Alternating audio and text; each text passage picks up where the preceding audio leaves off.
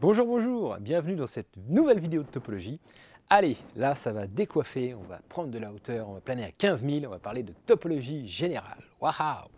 Donc voilà, tout ce qu'on a vu avant, c'est pour un petit peu introduire ça, c'est pour essayer d'avoir des exemples en tête, hein, vous voyez, normes, distances, etc., pour voir un peu de quoi on parle. On pourrait commencer, si on était bourbakiste, par la définition générale qu'on va voir là, et puis dire hop, et puis faire les trucs. Donc voilà, j'espère quand même ce qu'on a vu avant va vous aider à raccrocher les wagons. Et bon, alors, en théorie, pour la grecque, etc., c'est pas forcément au programme, hein, la topologie générale. Mais par contre, ça peut être pas mal en fait de se rendre compte qu'il y a des théorèmes où en fait ça dépend pas de la distance. Et donc il y a des fois des preuves qui sont limite plus faciles de le faire en utilisant les ouverts plutôt qu'en utilisant la métrique. Et donc ça peut être pas plus mal d'avoir une définition d'une topologie indépendante de la distance, hein. Donc c'est pour ça que j'ai décidé de le faire, parce que pourquoi s'en priver? Des fois c'est plus simple en fait. Et donc voilà. Même si en théorie, il y a peu de chances, il y a beaucoup d'exercices de pure topologie générale qui tombent dans votre vie, mais enfin ça dépend ce que vous allez faire après comme maths, mais ça peut être bien quand même d'en voir un petit peu. Donc voilà. Puis en plus, ça va être l'occasion de parler un peu de topologie de Zariski que j'adore. Enfin bref. Allez, j'arrête de spoiler. Allons-y tout de suite. Donc qu'est-ce qu'on va trouver dans cette petite vidéo? Eh bien donc je vais vous donner des définitions et des exemples de topologie. Je vais vous parler donc de la topologie de Zariski qui est chère à mon cœur. Je vais vous parler de la notion de voisinage. Alors ça, c'est une notion essentielle. Donc vous ne pouvez pas sauter cette vidéo en disant « Oh, celle-là, c'est trop dur ». Notion de voisinage, une base de voisinage, de notions hyper importantes. Ensuite, on va parler d'espaces séparés. Alors c'est pareil, c'est pas un truc vital, mais c'est quand même marrant. Et puis on fera un petit schéma pour voir un petit peu, prendre de hauteur, voir un petit peu les différents objets d'étude de la topologie, etc. Ok, allez, allons-y tout de suite. Alors, je vous rappelle déjà ce qu'on a vu dans les épisodes précédents, ça peut être pas mal pour rappeler les notations. Ce serait mieux d'avoir vu les vidéos avant, hein, mais bon, au cas où. Donc je vous rappelle que si E munit de D une distance à l'espace métrique, vous vous rappelez une distance, c'est une application qui va dans les réels positifs, qui a deux éléments associés à un réel positif, qui est symétrique, distance de xy égale distance de yx, qui vérifie l'inégalité triangulaire, d de xy égale 0 si seulement si x égale y, etc. Bon, faut mieux avoir vu ce qui était avant quand même, hein. Donc voilà, et dans un espace métrique, un ouvert, c'était défini, une partie O est un ouvert. Si et seulement si, eh bien pour tout élément x dans O, il existe un rayon strictement positif tel que la boule ouverte de centre x et de rayon R est inclus dans O. Alors je vous rappelle, la boule de centre x de rayon R, par définition, c'est l'ensemble des éléments de E pour lesquels la distance de x à E est plus petite que R. D'accord? Donc voilà, ça c'est une boule. On a vu que ça peut prendre des formes très très variées, hein. Si les distances sont bizarres, les boules c'est pas forcément des ronds comme j'ai dessiné là, hein, mais bon. En tout cas, c'est ça la définition. Voilà, il faut que pour tout élément de O, il existe une petite boule de rayon strictement positif qui est complètement inclus dans O. Alors on dit que O est un ouvert. Ok? Alors, les propriétés qu'on a vues de nos ouverts, hyper importantes, c'était que si on prenait une réunion quelconque d'ouverts, on prenait une famille infinie ou finie d'ouverts, je réunis des ouverts, ça reste un ouvert. Ok? C'est pas très dur à démontrer, hein, mais voilà, il faut bien s'en rendre compte. Et par contre, pour l'intersection de deux ouverts, ça marchait, c'était... voilà, pour deux ouverts, ça marche toujours, mais une intersection d'ouverts, ça ne marche que si c'est une intersection finie. Attention, ça peut marcher qu'une intersection infinie d'ouverts soit des ouverts, mais pas forcément. Okay, la propriété, c'est que voilà, une réunion, ça marche tout le temps, une intersection finie, ça marche tout le temps. Une intersection infinie, c'est pas clair. Voilà les propriétés des ouverts qu'on a vues. Et puis, un autre cas particulier, bien évidemment, c'est que si on prend l'espace vectoriel normé, donc avec la norme, on peut construire une distance en faisant distance de x à y égale norme de x moins y, et donc on obtient une topologie associée à la norme, bien évidemment, avec cette technique-là. Donc voilà, on a plein d'exemples, espace vectoriel normé, espace métrique, etc., d'ouvert, etc., et qui vérifient tous ces deux propriétés. Et bien on généralise allègrement en disant, donc on y va, hop, que je prends un ensemble n'importe comment, une topologie sur E, c'est un ensemble de parties de E, donc voilà, donc une partie de P de E, si vous préférez, un ensemble de parties de E qui vérifie que vide est dedans, E est dedans. Si je prends une famille quelconque d'éléments qui sont dans ma topologie, alors la réunion est dans la topologie, et que si j'en prends deux qui sont dedans, l'intersection de deux est dedans. Et par une petite récurrence, une intersection finie est dedans, c'est pas dur à démontrer, hein. Ok, alors si je trouve des parties qui vérifient ces axiomes-là, eh ben je dis que E minus de T est un espace topologique, et les éléments de T, j'appelle ça les ouverts de E pour la topologie T. Ok, donc on reprend exactement les propriétés des ouverts qu'on a vus dans le cas métrique, et on dit, ben voilà, une famille de parties qui vérifient ces axiomes-là, on appelle ça une topologie. Ok, et donc les complémentaires des ouverts sont appelés les fermés de E pour la topologie. Et donc, voilà. Ce qu'on a démontré avant, c'était qu'avec une distance et une norme, on pouvait bien obtenir une topologie au sens de cette définition-là. Et donc ça, c'est la définition la plus générale. On pourrait commencer le cours de topologie comme ça. Il n'y a rien de besoin de connaître. Voilà. Un ensemble de parties qui vérifient ça et ça. Alors, si vous avez déjà vu mes vidéos sur le beg, vous avez entendu parler de tribu, bah, c'était pareil. Une tribu, c'était un ensemble de parties qui vérifiaient des axiomes. Il y avait ça, mais il y en avait d'autres. Par exemple, le complémentaire était aussi dedans. Donc, c'est pas pareil. Une topologie, le complémentaire, c'est un fermé, c'est pas forcément un ouvert. Ça peut arriver, mais pas forcément. Alors que dans la tribu, il fallait des intersections dénombrables, enfin, union dénombrable, enfin bref, il y avait d'autres axiomes. Ok, ça ressemble un petit peu, mais c'est pas la même chose. Hein. Et donc, une topologie, c'est union quelconque et intersection de Z2. Voilà. Bon alors, pour le moment c'est très abstrait, hein, ça va faire, ok. Donc d'où l'intérêt d'avoir vu les exemples avant. Les exemples les plus simples qu'on puisse faire avec ces axiomes, bah, en 1 c'est la topologie grossière, bah, c'est juste vide et E. Il faut qu'il y ait vide, il faut qu'il y ait E dedans. Donc je prends juste ça et ça. Bah, ça marche, hein. La réunion quelconque de ça, bah, ça fait forcément E, c'est un ouvert. Une intersection de ça, c'est vide, c'est E. Voilà, ou c'est E, si c'est E intersecté avec E. Donc voilà. Il n'y a pas vraiment de dessin à faire. Là, il n'y a que vide et E comme ouvert. Bah, ok. Bon, elle n'est pas terrible comme topologie, mais c'est une topologie. Okay. Alors, si je prends l'extrême inverse, je prends la topologie discrète. Là, je prends comme ouvert, je prends toutes les parties de E. Tout. Imaginez les singletons, les petites boules, les parties à 2 éléments, à 3 éléments, les parties infinies, les parties ouvertes. Tout le monde est un ouvert. Bah, ça vérifie les axiomes. Hein. Une intersection, une union d'ouvert, c'est un ouvert. C'est une intersection, alors pour le coup, une intersection quelconque d'ouvert est un ouvert avec cette topologie-là. Il y a même des axiomes plus forts qui sont vérifiés. Le complémentaire d'un ouvert est un ouvert. Enfin, il est fermé sur des ouverts et tout. C'est un truc de dingue. Mais ça vérifie forcément tous les axiomes que j'ai demandé. Donc c'est bien une topologie. Ok. Ça s'appelle la topologie discrète. Bon, on verra plus tard pourquoi ça s'appelle comme ça. Bon, bah, c'est des exemples un peu bourrins, mais au moins, voilà, 2 exemples un peu classiques. Hop. Et donc, tout ce qu'on a vu avant, c'est justement que si on prend un espace métrique, alors l'ensemble des ouverts définis avec l'histoire des boules qu'on a vu avant, eh ben, ça fait bien une topologie qu'on appelle la topologie métrique. Okay, et donc, cas particulier, si je prends un espace vectoriel normé, donc la topologie de E associée à la norme, c'est la topologie de l'espace métrique associée à la distance norme de x moins y. Okay, donc ça pour dire qu'en fait, on a déjà vu plein d'exemples d'espaces topologiques. Hein. Vous voyez, tous les EVN, tous les espaces métriques, c'est des espaces topologiques. Ok. Alors, si je prends maintenant un espace topologique quelconque, si j'arrive à trouver une distance qui donne cette topologie, alors on dit que cette topologie, elle était maîtrisable. Donc l'ensemble est maîtrisable. D'accord ? L'espace topologique est maîtrisable si on trouve une distance qui donne cette topologie. Et donc la première question que je me pose, c'est un petit exercice que je vous incite fortement à mettre sur pause et à chercher, c'est pour les 2 topologies qu'on a vues au début, est-ce qu'on peut trouver une métrique qui les donne ? Vous voyez, par exemple, la topologie discrète, montrer, je donne la réponse, montrer qu'il existe une distance qui donne la topologie discrète. Ok, donc réfléchissez un petit peu. Et puis montrer qu'il n'existe pas de distance dans la topologie grossière. À montrer qu'il n'existe pas, c'est toujours plus dur. Un petit raisonnement par l'absurde, tout ça, bon. Ok. Allez-y, faites-le, hein, mettez sur pause et faites-le, c'est important. Hein. On va essayer en tout cas, même si essayez plus de 2 minutes, quoi. Ok, alors on va faire la correction. Donc, si je prends E menu de la distance discrète, alors voilà une idée qu'elle est bonne. Pour trouver la topologie discrète, il y avait une distance qui s'appelle la distance discrète. Coïncidence? Je ne crois pas. Donc bref, on prend la topologie discrète. Alors, eh ben, pour tout x dans E, singleton x, c'est un ouvert. Puisque je vous rappelle, c'est la boule ouverte de centre x, c'est de rayon 1. Puisque, même on peut prendre de rayon 1,5, mais de rayon 1, ça marche, parce que c'est boule ouverte. Donc c'est l'ensemble des points qui sont à distance strictement plus petite que 1 de x. Or, pour rappel, la distance discrète, c'est distance de x à y égale 1. Quel que soit x et y, différent, distance égale 1. Et distance de x à x égale 0, ça c'est par définition. Donc si je prends une boule de rayon 1, boule ouverte, l'ensemble des points dont la distance avec x est strictement plus petite que 1, il n'y a que x. Donc c'est une boule ouverte. Donc c'est un ouvert. Ça on l'a démontré, rappelez-vous, une boule ouverte est toujours un ouvert. Donc tous les singletons sont des ouverts.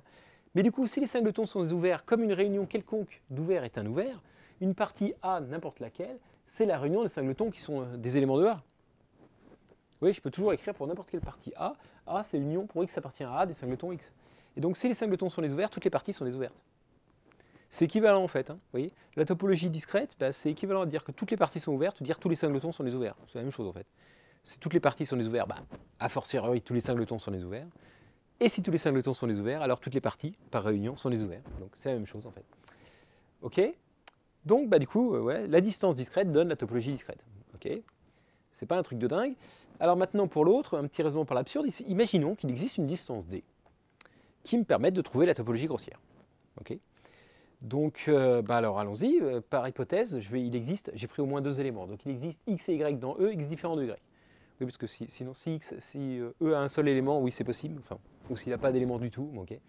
Mais, donc, imaginons qu'il ait au moins deux éléments, hein, ce que j'avais dit. Alors, je dis que là, c'est pas possible. X et y, pourquoi? Parce que si j'ai deux éléments, bah, ma distance va donner un nombre, distance de x à y, qui s'appelle delta.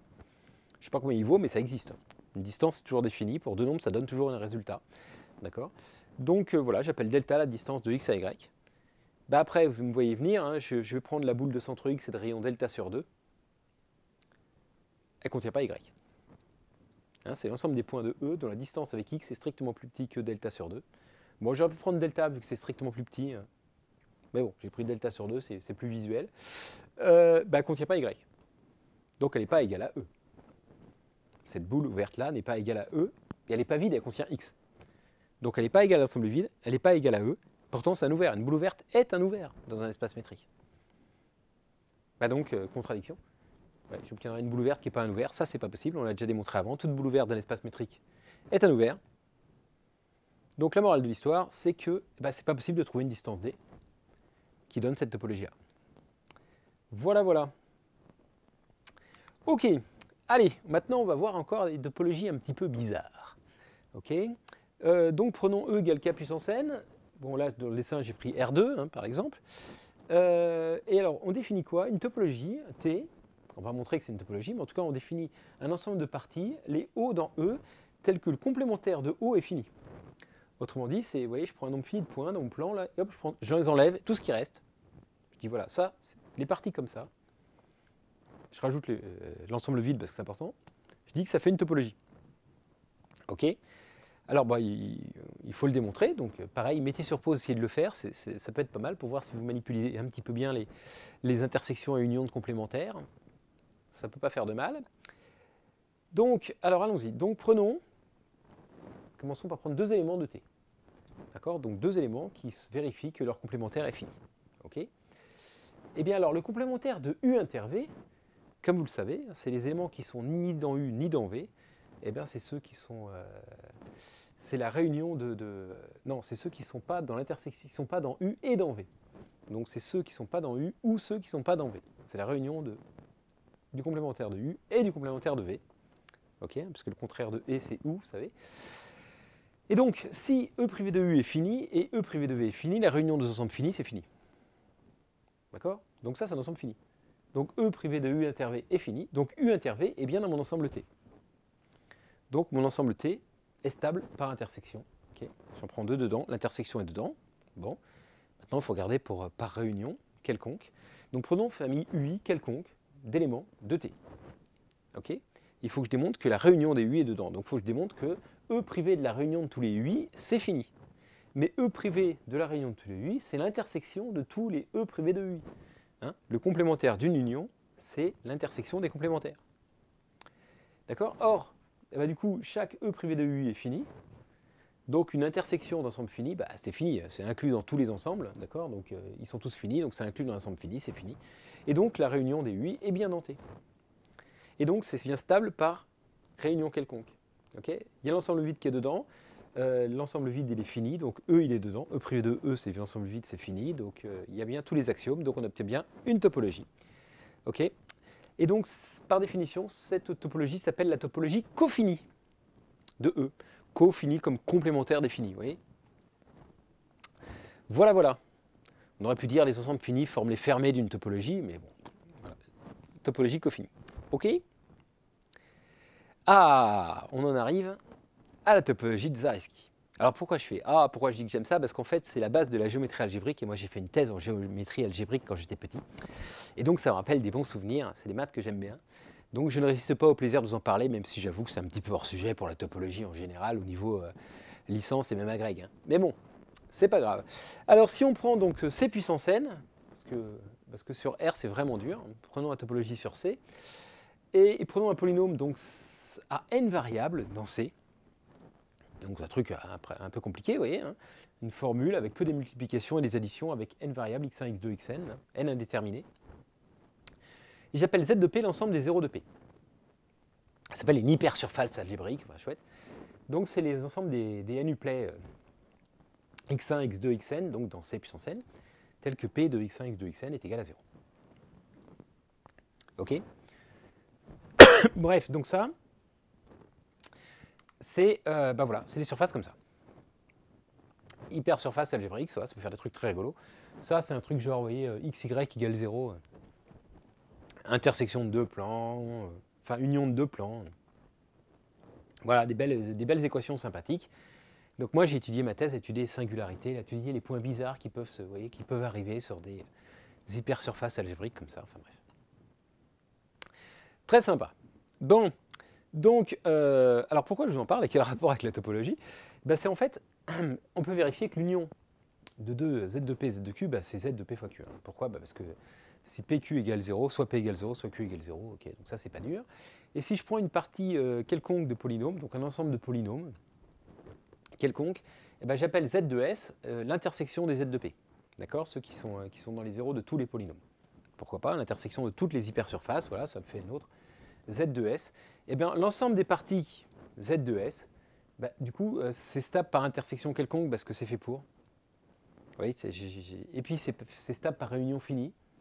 Et donc, c'est le contraire, en fait, des axiomes des ouverts. Ça, on peut vérifier que c'est les axiomes d'un fermé. D'accord? Et donc, les Z de S sont des fermés, des topologies. D'accord? Et la topologie donc, donnée par les complémentaires de ces ensembles, ça s'appelle la topologie de Zariski. OK? Et donc, si n égale 1, du coup, les zéros d'un polynôme, c'est qu'un nombre fini de points, on retrouve la topologie cofinie. Donc, vous voyez, ça généralise la topologie cofinie.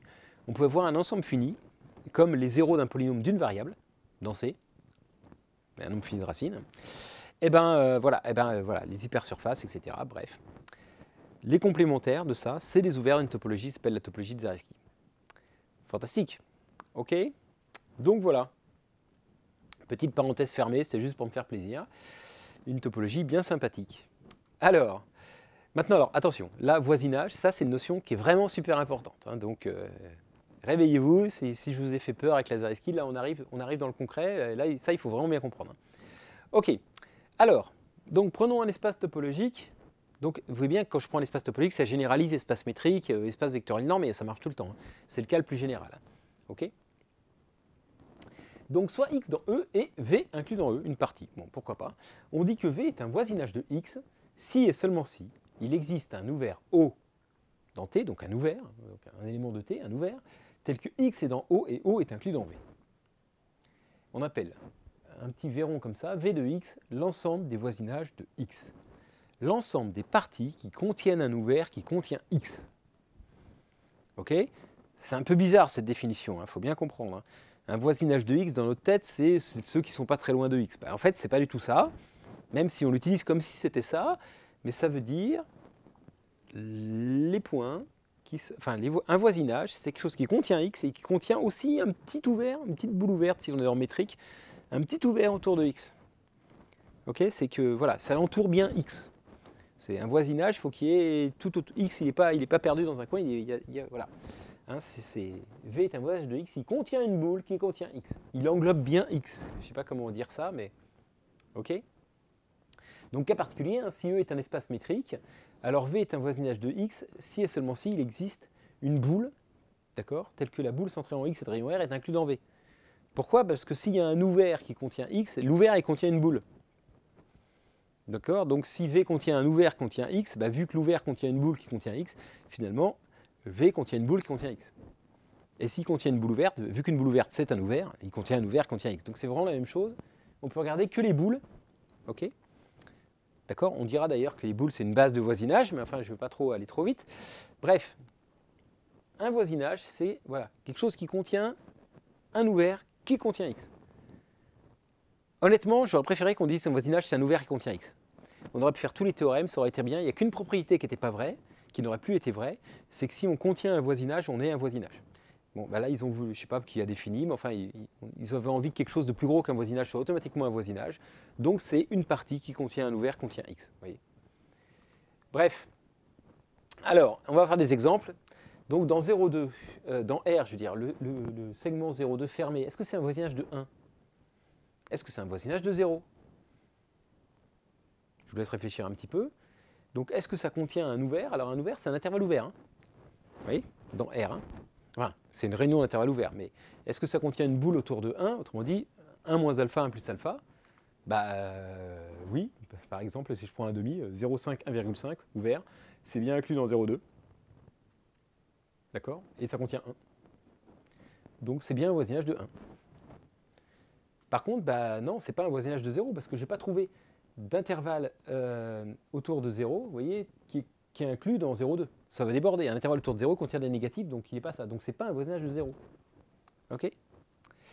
Un autre exemple, dans R, par exemple, les parties Z, Q et R privé de Q sont voisinage d'aucun de leurs points. Alors, je vous rappelle pourquoi. Hein. C'est parce que, du coup, parce que Z, ça ne contient jamais un intervalle ouvert. En fait. Oui. Si voisinage d'un point, ça veut dire que ça contient un intervalle ouvert autour de ce point. Or, on a vu que, par exemple, dans Q, un intervalle ouvert intersecté avec Q, ça contient toujours des rationnels et des irrationnels. Donc, ça ne peut pas être inclus dans les rationnels. Et ça ne peut pas être inclus dans les irrationnels. D'accord? Donc, les rationnels et les irrationnels sont voisinage d'aucun de leurs points. Parce que si Q était voisinage d'un de ces points, ça veut dire qu'il contiendrait un petit intervalle ouvert autour de ce point. Okay? Et ça, ce n'est pas possible. Dans un intervalle ouvert, il y a des irrationnels. Ce n'est pas inclus dans Q. Okay? Et pareil pour les irrationnels, parce que dans tout intervalle, il y a des rationnels. On a déjà démontré ça dans les préliminaires. OK? Bref, donc voilà. Donc vous voyez, il y a des fois des ensembles qui contiennent plein de points, mais qui sont voisinage d'aucun de leurs points. Et puis même R privé de Q, c'est super, oui, c'est un infini vachement gros. C'est presque tout le monde dans R. Eh bien, n'empêche que... parce qu'on pourrait avoir l'idée, oui, je prends une partie A, les voisinages de tous ces points qui sont dedans et pas du bord et tout ça. Bah, il y a des fois, oui, enfin, voilà. C'est pas si simple, quoi. OK? Si V est un voisinage de X, alors X est dans V, par contre. Ça, c'est clair. V, il contient un ouvert qui contient X, donc il contient X. C'est pas très dur, mais la réciproque est fausse. On peut être 0, il est dans 0,2, mais pourtant 0,2 n'est pas un voisinage de 0. D'accord? Bah, sinon, ce serait débile. Hein. Je veux dire, si c'était équivalent à être dans V que d'être un voisinage, ça se saurait. Quoi. OK?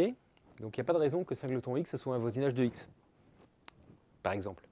Singleton X tout seul, ça contient rarement un ouvert qui contient X. OK?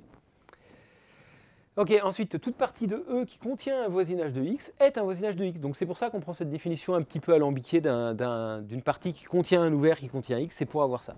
Du coup, si je contiens une partie qui contient un ouvert qui contient X, ben, je contiens un ouvert qui contient X. Donc voilà. Si je prends deux parties n'importe où, si U est un voisinage et U est inclus dans V, alors V est un voisinage. Ok. Voilà, donc ça, bon, c'est pratique d'un certain point de vue, ça fait une définition un peu plus compliquée, mais du coup, on rajoute des gens. Ça reste un voisinage. OK. Et alors, toute intersection finie de voisinage de X est un voisinage de X. Le fini est important, je l'ai mis en gras. Hein. C'est lié au fait qu'une intersection finie d'ouvert est un ouvert. D'accord? Bon, ben, voilà. Alors pourquoi? Parce que si U contient un ouvert qui contient X et V contient un ouvert qui contient X, ben, l'intersection de ces deux ouverts qui contiennent tous les deux X, c'est un ouvert qui contient X.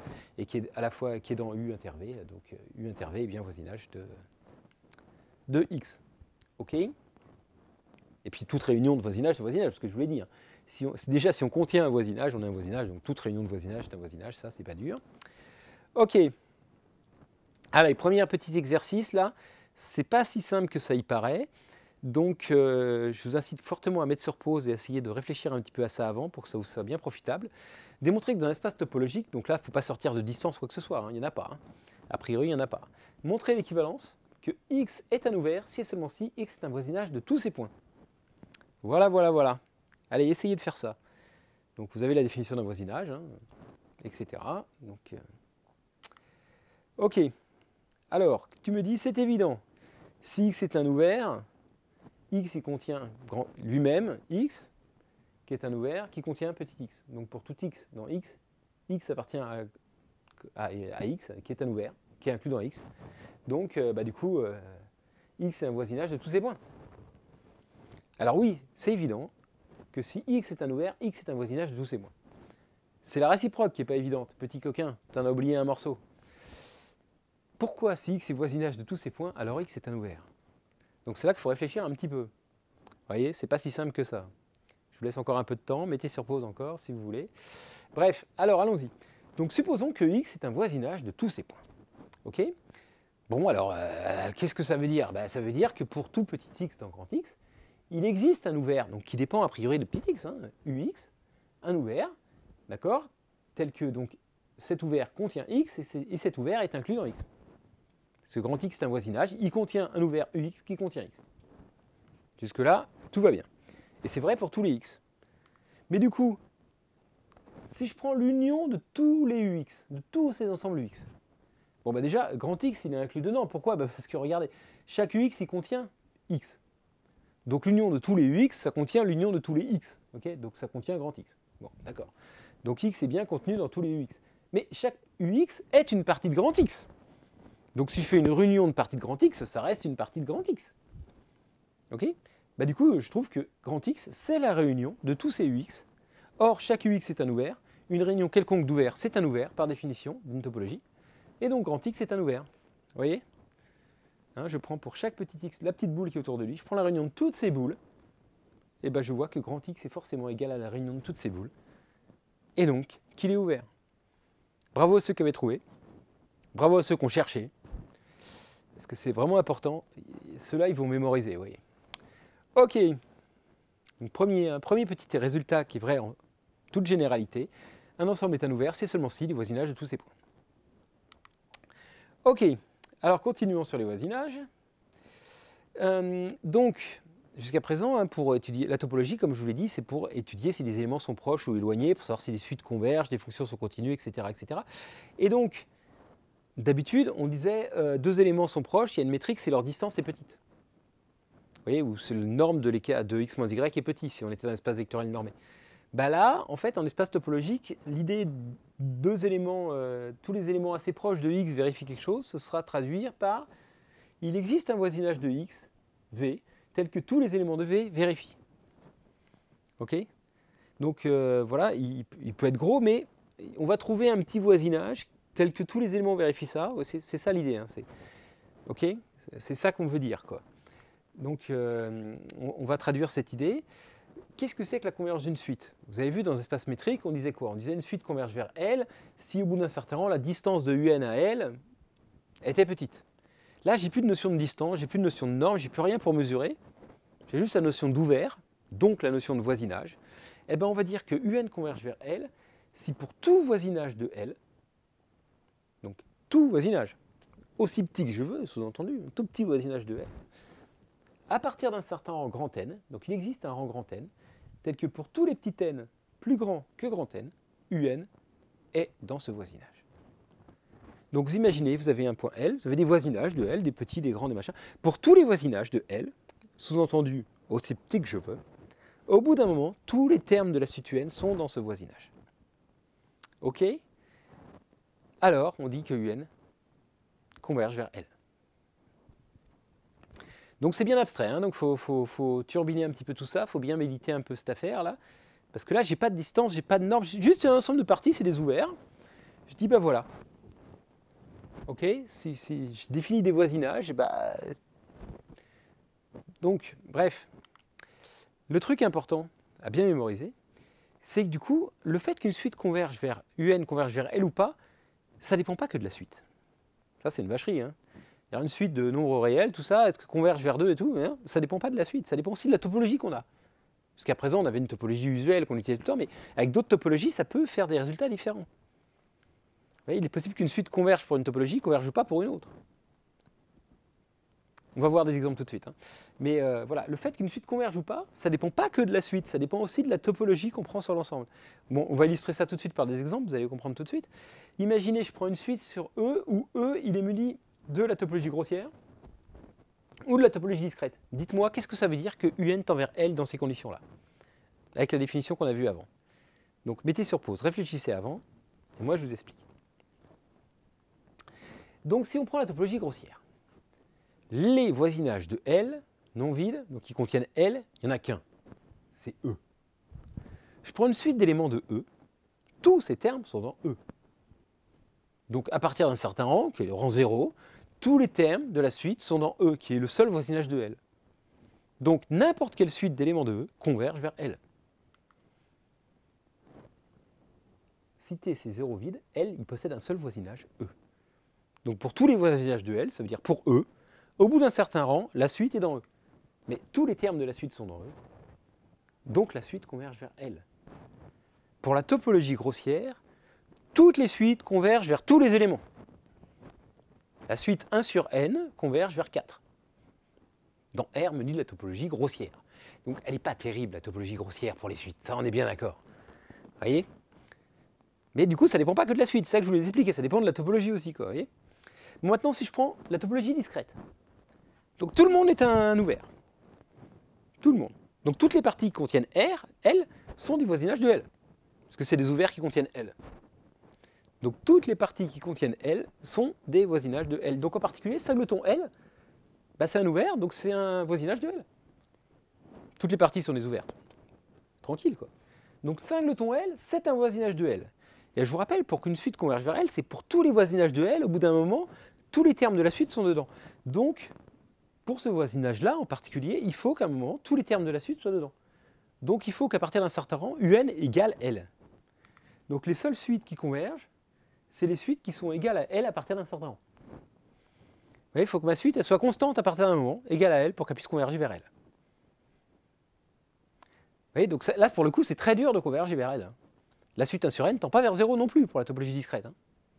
Parce qu'elle n'est pas constante égale à 0 au bout d'un moment. Hein. Donc vous voyez, c'est ça qui est un petit peu compliqué à la topologie, c'est qu'il faut vraiment faire gaffe. Dire juste la suite machin converge vers ça, bah, ça dépend de la topologie. Hein. Je vais dire, voilà, petite anecdote comme ça en passant, ma copine Blanche, quand elle a passé la Greg, enfin une leçon d'agrég blanc pour son concours, elle était super contente, un truc de géométrie, elle démontrait qu'une suite de carrés convergeait vers un point. Et là, l'examinateur lui demandait pour quelle topologie. Elle était là, oui, parce que je dis qu'un truc converge vers un truc, bah, c'est pas clair quelle est la topologie sur l'ensemble des carrés, quoi, tu vois. Dans les trucs habituels, usuels, on voit bien, mais là, parce que juste dire ça, ça converge vers ça, ça dépend de la topologie qu'on donne, quoi.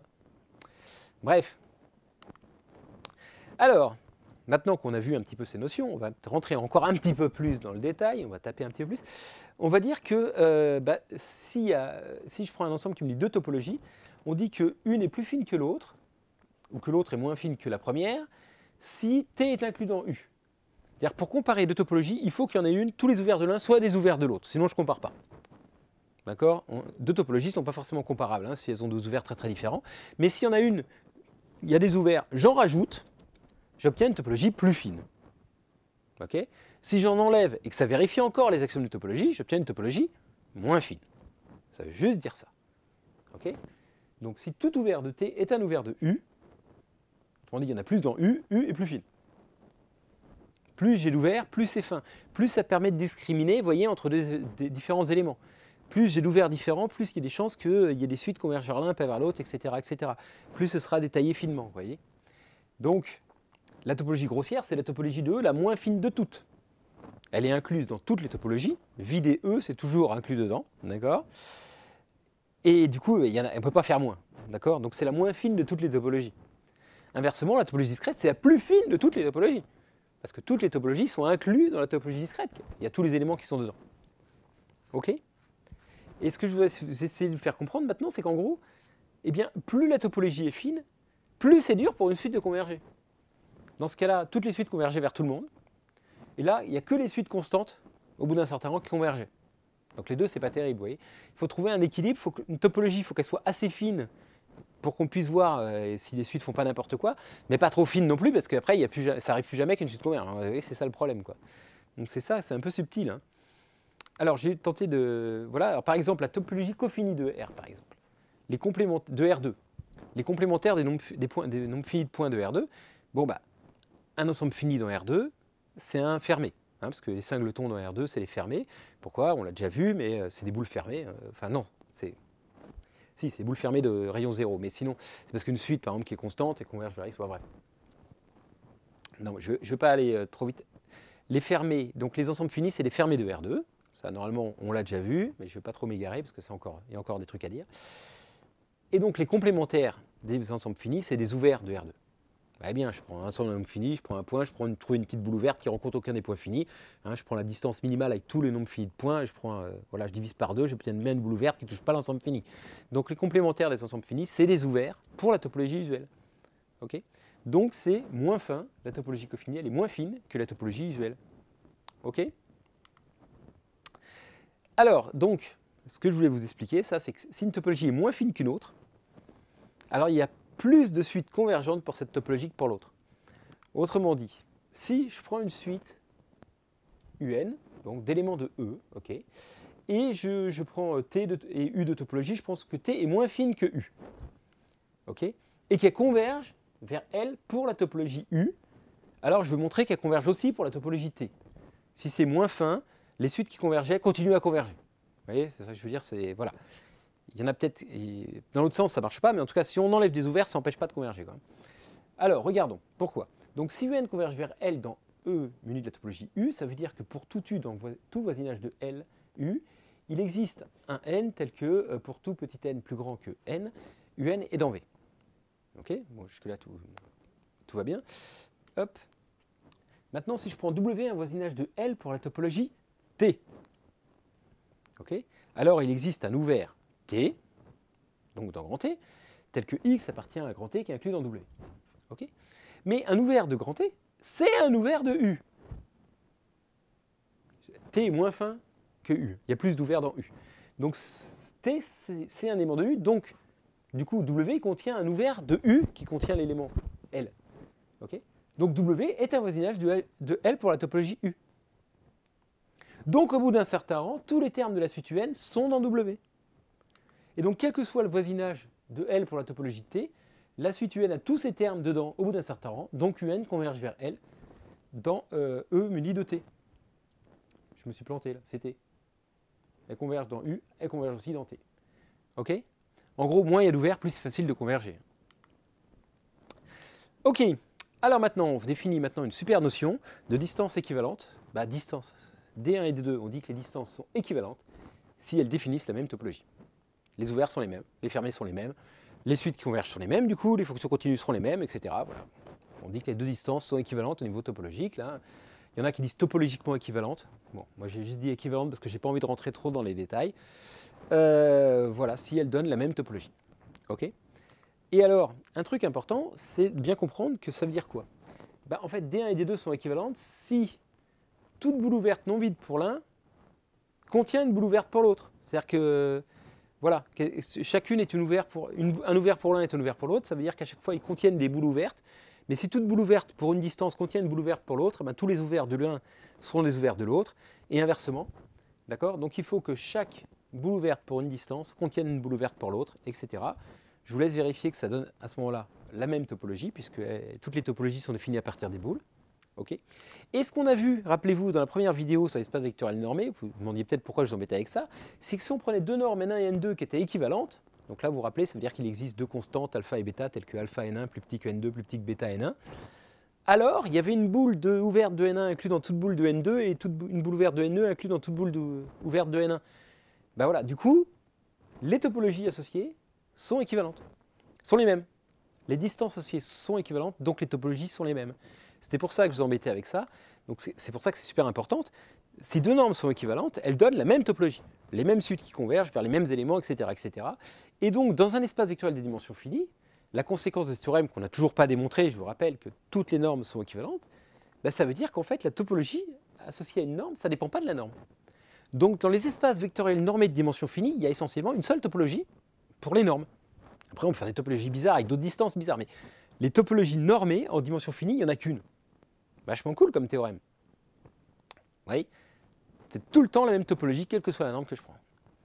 D'où l'intérêt de démontrer ce truc-là, qui viendra dans le chapitre 14, on a le temps, hein, parce qu'il faut la compacité pour démontrer ça, mais vous voyez des trucs déjà super intéressants, quoi.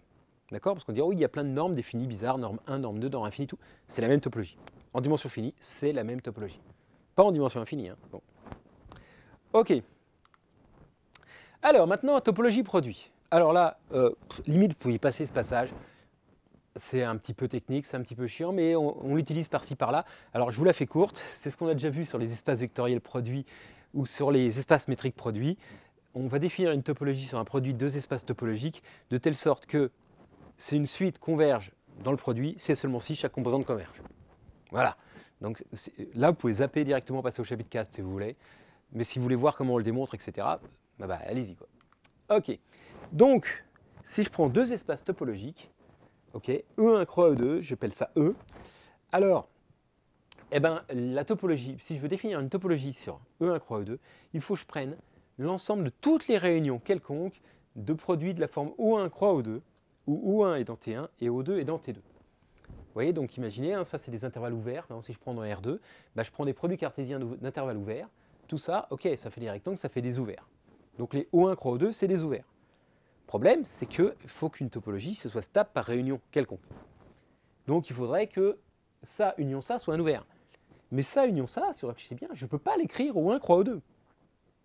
Parce que si je prenais le petit intervalle ici, croix celui-là, ok, ça fait ça. Celui-là, croix celui-là, ça fait ça. Mais si je prenais lui, union lui, croix lui, union lui, bah ça ferait un petit carré ici, un autre rectangle ici. Vous voyez, ça en ferait 4, hein, il y a un problème. Juste ça et ça, je ne peux pas l'écrire comme un produit de deux ouverts. C'est pour ça que la topologie produit, c'est un peu le bordel. C'est l'ensemble des réunions de produits comme ça. Ok ? Alors donc, il faut quand même démontrer que c'est stable par intersection finie. Donc, intersection de deux trucs comme ça, de deux réunions de trucs comme ça, c'est ça. Ok ? Alors, bon, ça, c'est pas très dur parce que l'intersection de deux produits comme ça suffit. Hein. Si j'ai une réunion de trucs comme ça intersectée avec une réunion de trucs comme ça, il suffit de montrer que l'intersection de deux trucs comme ça s'écrit comme ça et c'est terminé. Donc, O1 croix U2 intersecté avec U1 croix U2, bon, bah voilà, petit exercice de théorie des ensembles. Hein. Si je suis, le premier est dans O1 et dans U1, donc il est dans O1 inter U1. Le deuxième terme du couple est dans O2 et dans U2, donc il est dans O2 inter U2. Donc ça, c'est le produit de O1 inter U1 et de O2 inter U2. Bah, du coup, O1 inter U1, c'est un ouvert, parce que c'est l'intersection de deux ouverts, d'accord, de E1. O2 inter U2, c'est l'intersection de deux ouverts de E2, donc c'est un ouvert de E2. Donc ça croit ça, c'est bien un élément de la topologie, ok. Donc c'est bien une topologie, parce que le problème c'était les réunions, et puis du coup je me suis pas embêté, je prends les réunions de produits comme ça. Okay. Donc c'est assez abstrait, on appelle ça la topologie produit sur E1 croix E2. Okay. Et puis donc, bah, vous avez compris, on peut généraliser, hein, si on le fait avec 2, on peut le faire avec n. Et donc si on prend voilà, plein d'espaces topologiques là, et puis on définit sur le produit cartésien E1 croix E2 croix En, et ben, l'ensemble des réunions de produits d'ouverts de chacun, ouvert de E1, un ouvert de E2, un ouvert de En, on fait le produit cartésien de tout ça, donc des n-uplets d'éléments de tout ça, on fait des réunions quelconques d'éléments comme ça, d'ensembles comme ça, et on dit que ça fait une topologie qui s'appelle la topologie produit sur E. Ok ? Donc voilà. Et puis, donc, ce que je vous ai annoncé, c'est hein, pourquoi on fait ça, c'est voilà, qu'est-ce que ça veut dire qu'une suite dans un produit converge? Ça veut dire que toutes les composantes convergent. Hein, voilà. Donc c'est ça qu'on va démontrer maintenant. Donc prenons une suite d'éléments de E, xk, d'accord, donc une suite d'éléments de E1 croix E2 croix En, et je vais montrer que ça converge vers un élément L de E, donc L1, L2, Ln. Ma suite xk, donc c'est une suite, voilà, il y a x1k, x2k, x3k, xnk, k varie, mais 1, 2, 3, n c'est fixe. Voilà. Les nombres jusqu'à n, ça fixe. La taille est fixe, mais les composantes, elles varient. Alors, supposons que xk converge vers L. Alors, qu'est-ce que ça veut dire? C'est bien abstrait. Ça veut dire que quel que soit le voisinage de L, au bout d'un certain temps, xk est dans ce voisinage.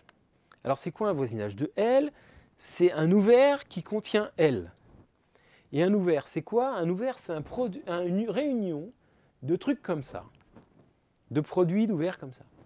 Donc, un voisinage de L, ça contient une réunion de trucs comme ça qui contient L. Mais si une réunion contient L, il existe un produit de trucs comme ça qui contient L. Vous voyez, L, il est dans la réunion, il est dans un des ensembles. Hein. D'accord? Donc, hop, si, quel que soit I, VI, c'est un voisinage de LI, donc, hop, donc je suppose que xk converge vers L. Je prends V1 un voisinage de L1, V2 un voisinage de L2, Vn un voisinage de Ln. Alors V1 croix V2 croix Vn, c'est un voisinage de L. Pourquoi? Parce que V1 il contient un ouvert O1 qui contient L, V2 il contient O2 un ouvert de E qui contient L, et Vn il contient un ouvert ON, un ouvert de ça, etc. Donc V1 croix V2 croix Vn, ça contient O1 croix O2 croix ON, qui est un ouvert de l'ensemble qui contient L. Okay, donc si je prends un produit de voisinage, ça fait un voisinage. Ok? Donc, pour ce voisinage-là, ça converge vers L, ça veut dire que pour ce voisinage-là, au bout d'un certain rang, tous les termes de la suite sont dedans. D'accord? Donc il existe un grand n tel que pour tout k plus grand que n, xk est dans ce voisinage.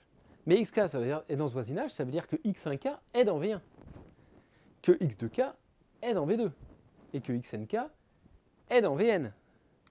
D'accord? Donc il existe un grand n tel que pour tout k à partir de grand n, pour tout i, xik est dans Vi. Ok? Mais là, Vi c'est un voisinage quelconque de Li. Je prends n'importe quel voisinage de Li, Vi, au bout d'un moment, xik est dans Vi. Et bien donc ça prouve bien que pour tout i, la suite xik converge vers Li. Pour tout i fixé, quand je fais varier k quand on est plus infini, xik converge vers Li. Parce que par définition, quel que soit le voisinage de Li, Vi, au bout d'un moment, xik est dans Vi.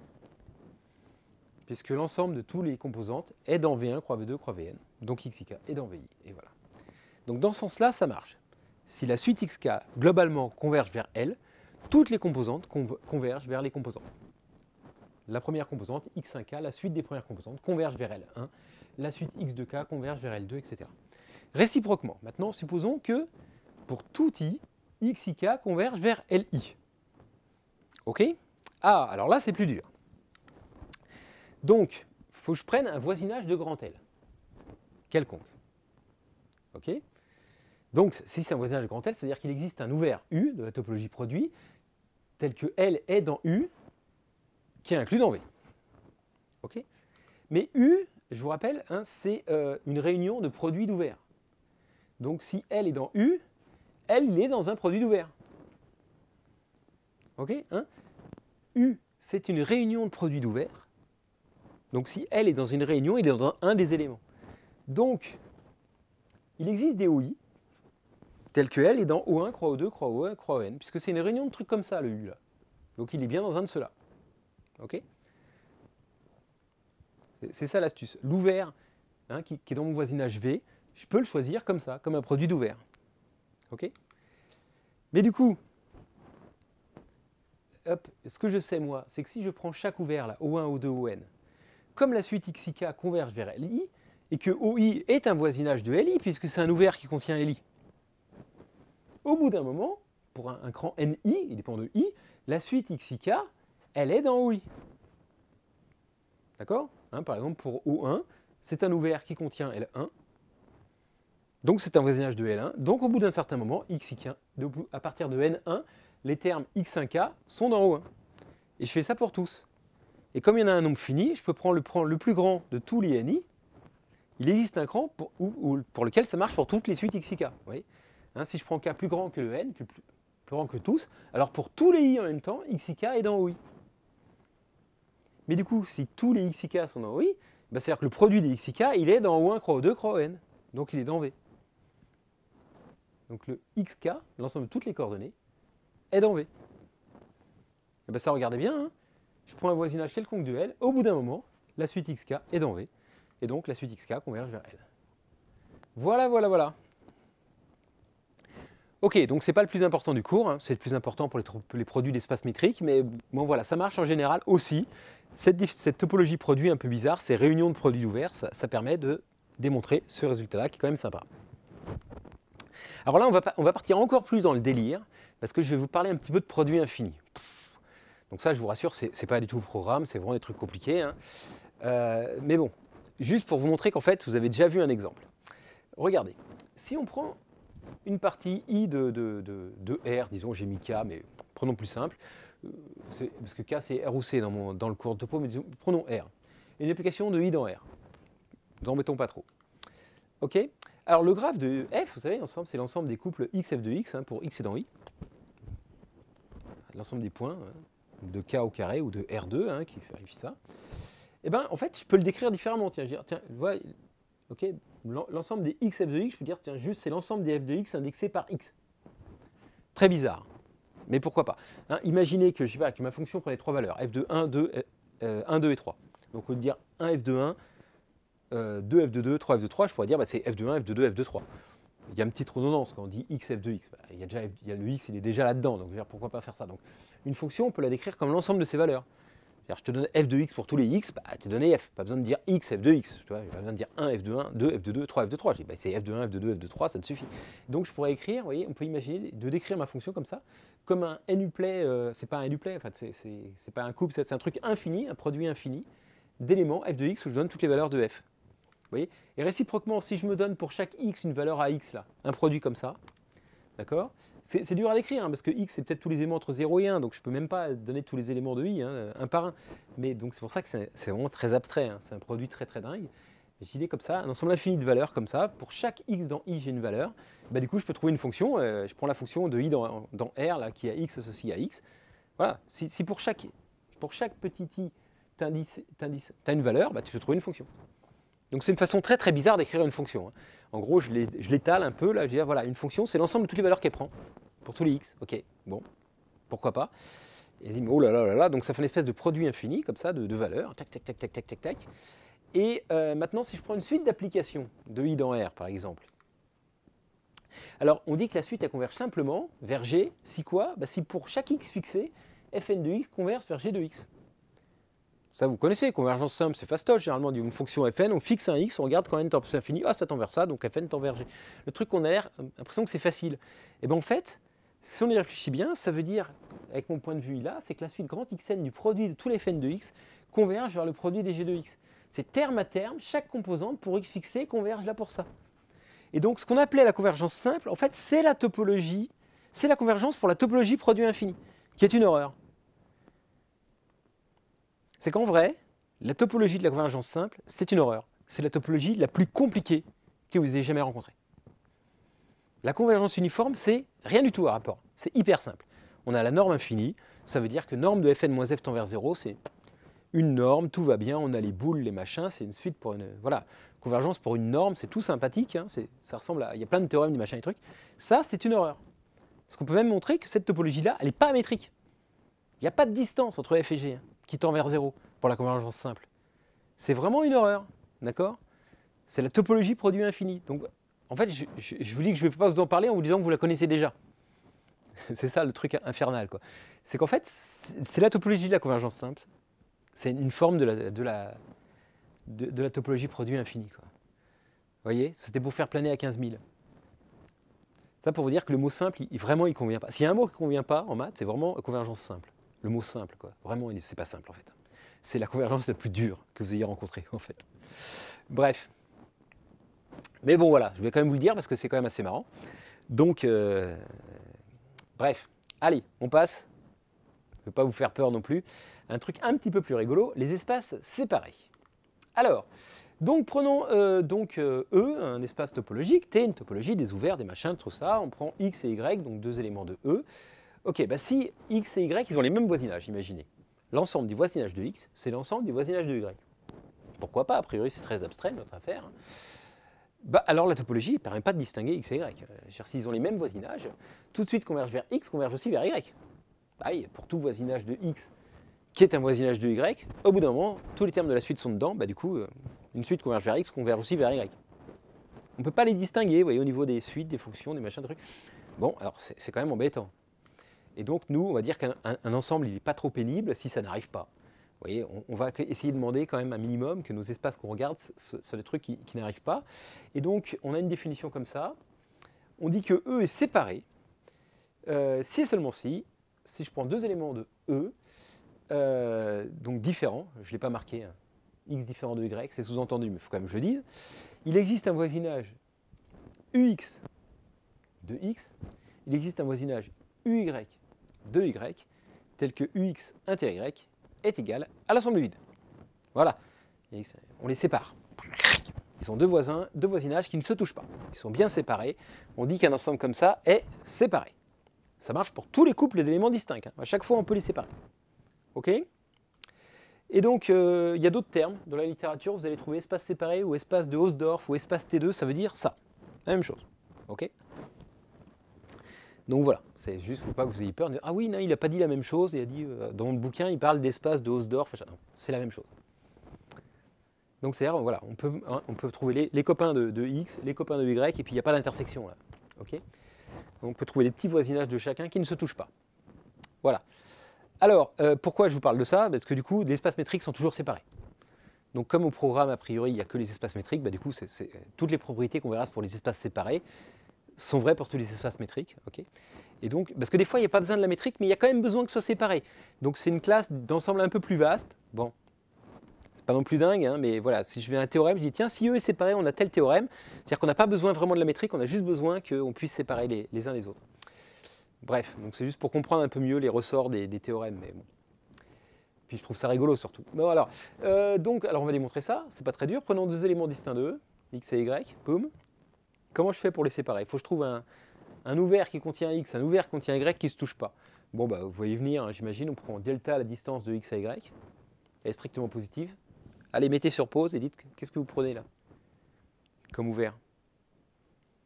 Bon, je pense que vous avez trouvé. Je prends, hop, la boule ouverte de centre X, c'est de rayon delta sur 3. Bon, j'aurais pu prendre delta sur 2, parce que comme elles sont ouvertes, elles ne seraient pas touchées, mais elles auraient été tangentes, mais elles ne seraient pas touchées. Bon, enfin bon.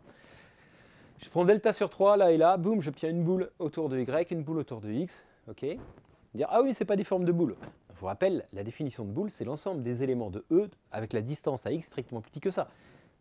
Donc ça peut avoir une forme un peu bizarre. Hein, bon, en tout cas, voilà, la boule centrée autour de Y, ben, l'intersection de ces deux-là, c'est vide. Hein. Ok, donc par inégalité triangulaire, hein, c'est assez facile de voir qu'il ne peut pas y avoir un élément à la fois là-dedans et à la fois là-dedans. Ok, donc prouvons-le. Si A est à la fois là-dedans et à la fois là-dedans, alors la distance de X à Y, c'est delta, ça va être plus petit que la distance de X à A plus la distance de A à Y, hein, inégalité triangulaire. Or, distance de X à A, bah, vu que A est là-dedans, c'est plus petit que delta sur 3. Distance de Y à A, bah, c'est plus petit que delta sur 3 aussi, donc ça voudrait dire que delta est strictement plus petit que 2 delta sur 3. Et ça, pour delta strictement positif, ce n'est pas possible. Ok, voilà, donc voilà, un espace métrique et c'est pareil, ok. Bon, donc d'où l'intérêt de les étudier. Alors, est-ce qu'il existe un espace topologique séparé et qui n'est pas métrique? Alors la réponse est oui, et c'est justement la topologie de la convergence simple. Cette horreur dont je vous ai parlé avant. Donc je ne vais pas vous le démontrer, parce que j'ai décidé de ne pas définir la topologie infinie, produit infini, parce que c'est un peu le bordel. C'est plus compliqué que la topologie produit, qui était déjà assez compliquée, vous voyez, donc du coup, donc ça existe, mais et en plus, c'est un truc qu'on rencontre dans nos études, hein, la topologie de la convergence simple. Donc c'est une vacherie, quoi. Vous voyez, bon, bref. Ok. Alors, première propriété sympathique, si E est un espace topologique séparé, alors quel que soit X qui est dans E, singleton X, il est fermé. Bon, c'est pas un résultat de fou, mais c'est toujours sympa. Pourquoi? Alors, faisons la preuve. Hop, je prends un Y qui est dans E privé de X. Bon, ok, il faut démontrer que E privé de X est ouvert. Hein. Vous savez, pour montrer qu'un truc est un fermé, je démontre que ce complémentaire est un ouvert. Donc, je prends le complémentaire de X, donc tout le monde sauf X. Ok. Bon, il existe UY, un voisinage de Y, tel que X n'est pas dans U de Y.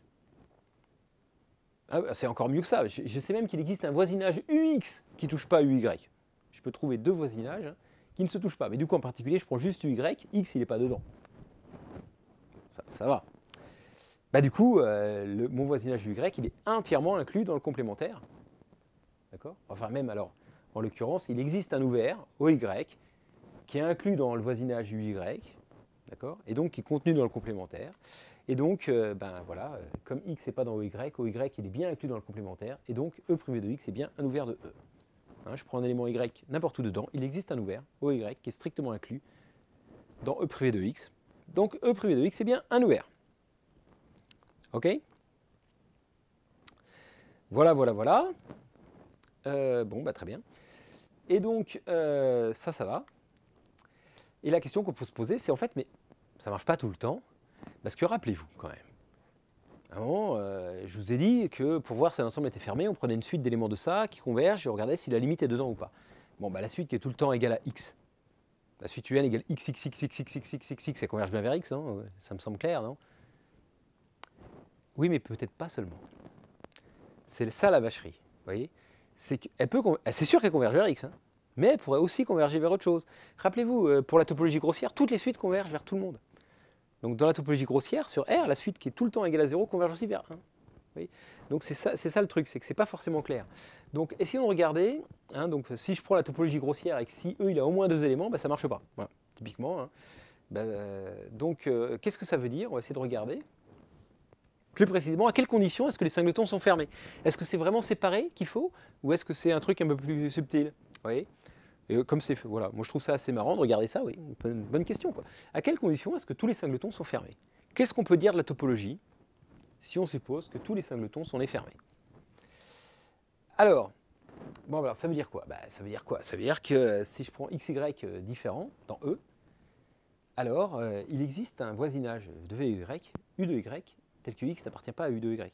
C'est exactement ça dont on a vu qu'on avait besoin, hein, d'accord? Dire que x est fermé, c'est-à-dire que le complémentaire de x est ouvert, et donc si on prend un élément dans le complémentaire, eh ben, le complémentaire est un voisinage de lui. Autrement dit, voilà, il existe un ouvert qui contient, ou un voisinage de y, tel que x n'est pas dedans.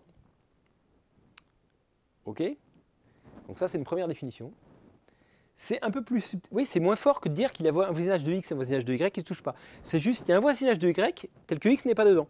C'est un peu moins fort, a priori.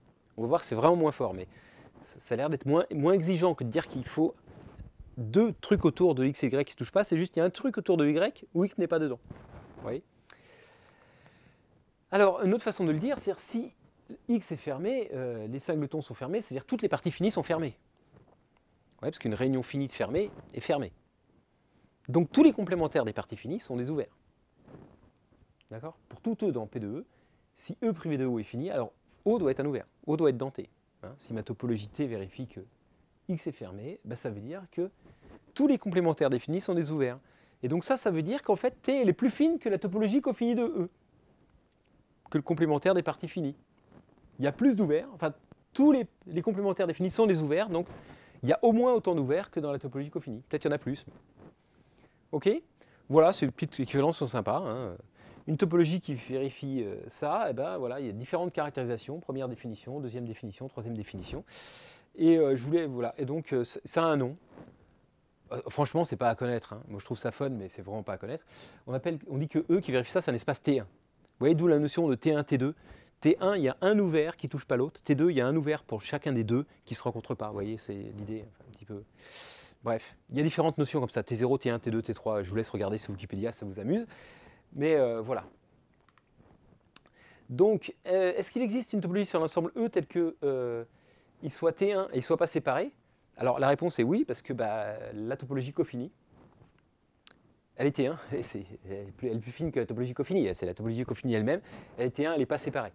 Hein, je pense que vous voyez très très bien que deux ouverts en cofinie, ils se rencontrent toujours. D'accord? D'avoir deux ouverts disjoints, c'est pas possible. Hein.